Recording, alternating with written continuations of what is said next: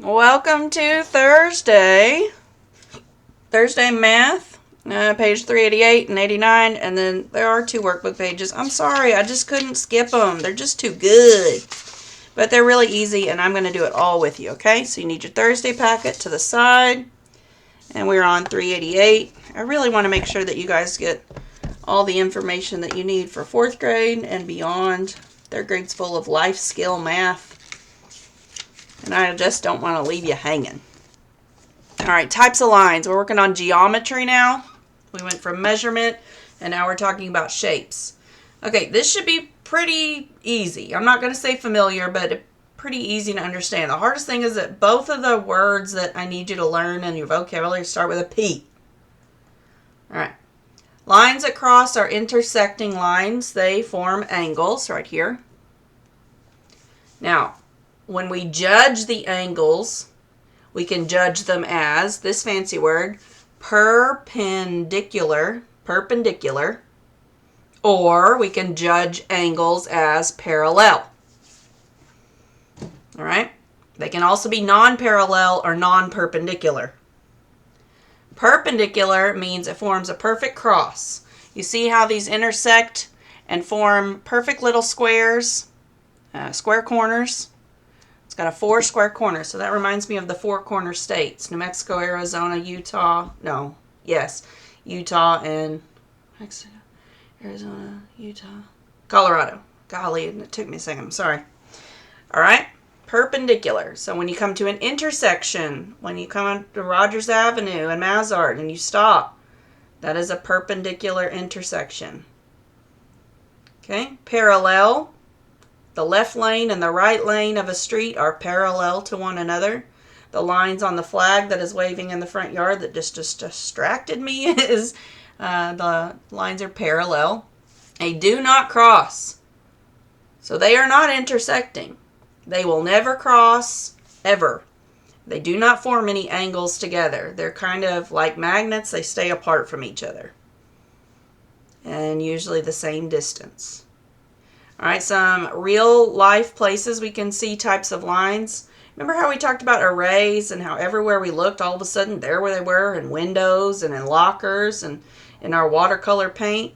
Well, lines are the same. So this is it looks like a climbing net that they would use for military people in basic training. A soccer net, a basketball net. Mr. Christian installed a batting cage net a couple of weeks ago. I had to help and it was cold and wet and muddy, but that's another story. They have perpendicular lines. Your planner danner has parallel lines here and then perpendicular lines on the edges. You're surrounded by them. A keyboard, the keys are in the lines that are parallel to one another. They do not intersect. Look at the swing set. The swings, they are parallel to one another. They are not intended to crisscross and y'all cross your ankles and swing together. I'm just teasing. So they are parallel. The chains even are parallel. All right, check out number 2, no spiral, just talking. Describe these lines as parallel or intersecting. Number 2, they touch in the middle, so they are intersecting lines. Number 3, they do not touch, so therefore they are parallel. And number 4, they crisscross like the letter X, so they are intersecting. 5, again, the same thing. Number 5, those are parallel. They do not touch, nor will they ever. Do you see these arrows here? The arrows indicate that they're going to continue on, and continue on, and at no time will they cross because their angle will not change. 6, they are intersecting. They crisscross each other. And 7, again, are parallel. All right, here's some real-world examples. Describe these lines. The window. Dang, I already said window. I hadn't even, looked ahead here. The window, perpendicular. They intersect perfectly. Number 9. Yeah, those streets cross, but they're not perfect in their intersection, so they are not perpendicular. And then number 10, the ladder. Yeah, perpendicular. Those are perfect little rectangles there. All right, some real life application here again. We talked about Rogers and Mazard. You could talk about Phoenix and Zero, wherever. Right, Phoenix and Zero, they don't meet. Mazard and Zero meet. Sorry, I had a brain fart. I haven't been anywhere lately, so I can't remember the names of the streets around here. Let's stick to this map. Which street is parallel to Oak Street? So Oak Street is this way. I'm not going to touch it because I'm parallel. Yeah, Elm Street. Nightmare on my street, Elm Street. Is Oak Street perpendicular to Pine or to Maple? So Oak Street, and we're talking about Maple, which is here. Oh, man.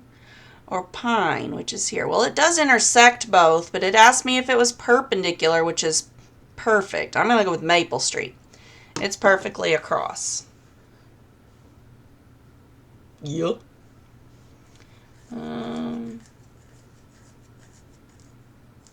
That's it for the book. These are all lines. If they had a dot, they would be angles or rays.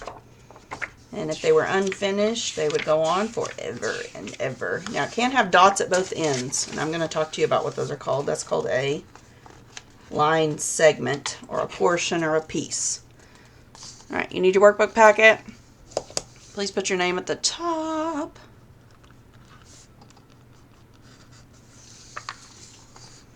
All right, got a little extra vocab.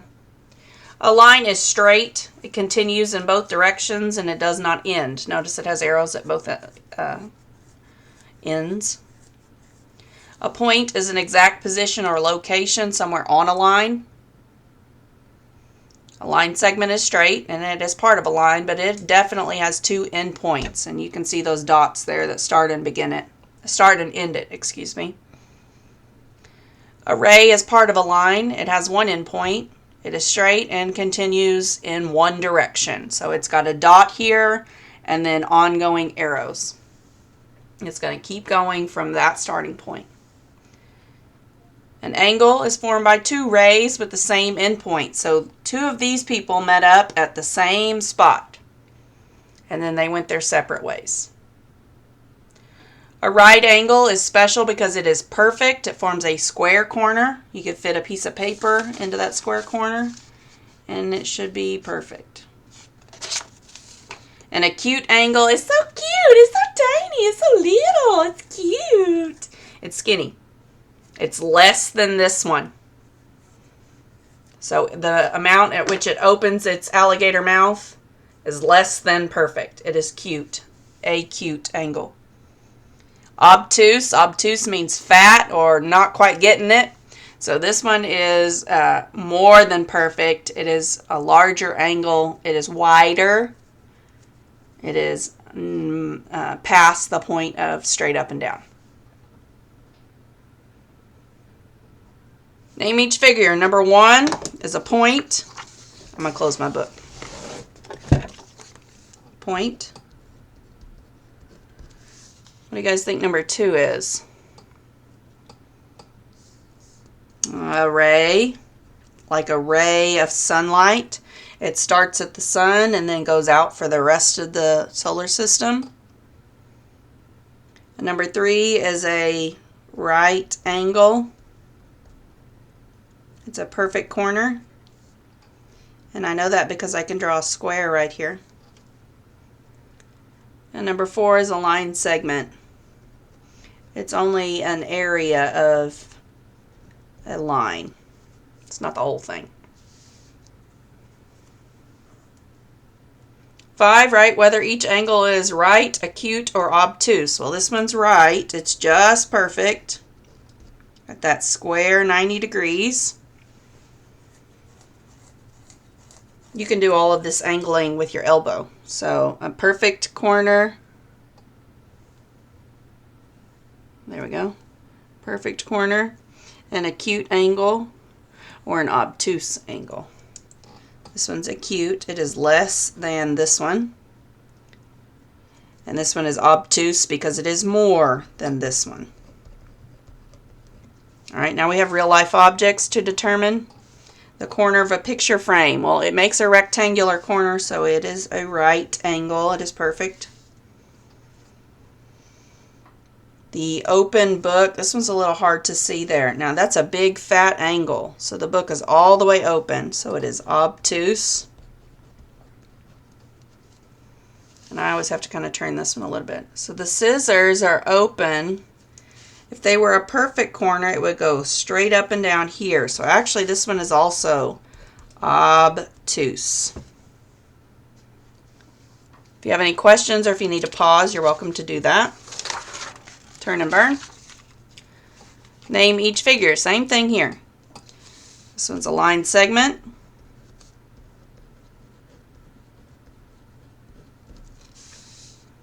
Number 2, yeah, just a regular line. It has 2 arrows. Number 3 is an angle.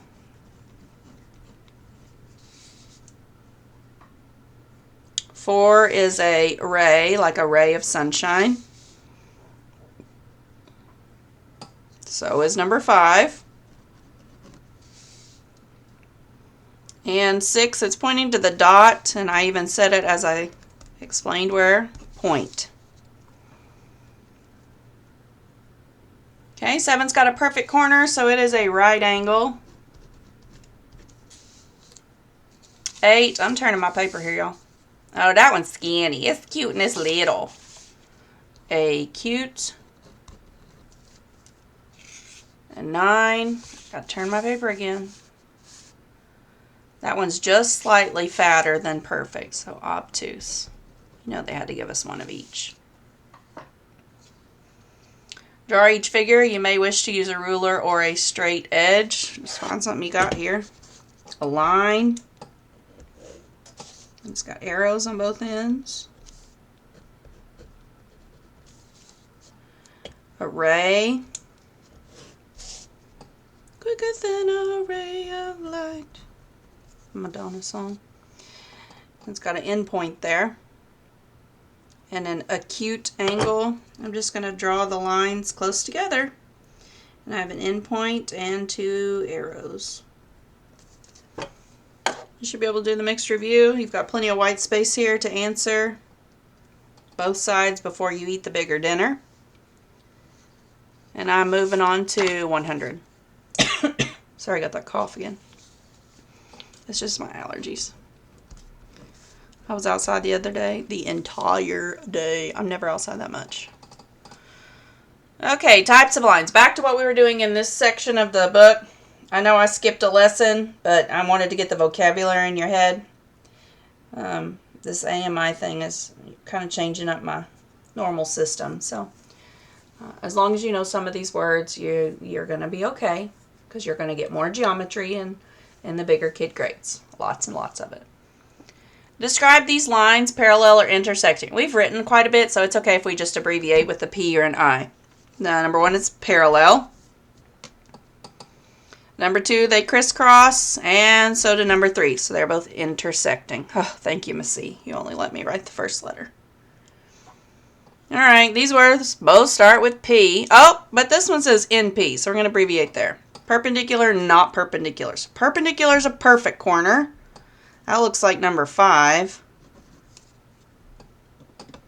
Number 4, not perpendicular. Number 6, they don't even cross at all. What kind of lines are those? Do-do-do-do-do-do-do. Parallel, that's right. But they are not perpendicular. I told you, they both start with a P. It just makes me crazy. Couldn't come up with some other word, some other letter to start these words with? Alright, almost done with your math. I'm coming up on 15 minutes for your video. This is like the longest video ever. I'm sorry. Name the streets that intersect Winter Street. I need a crayon. Winter Street. Alright, it looks like Fall Street and Season Road. And you know how to abbreviate.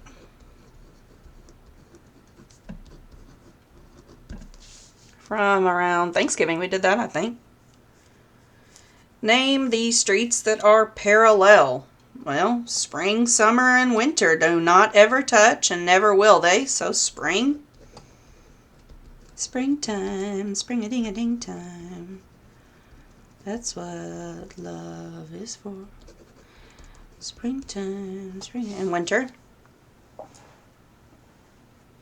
All right, name a road that is not perpendicular to Fall Street. Uh-oh, I gotta have another color.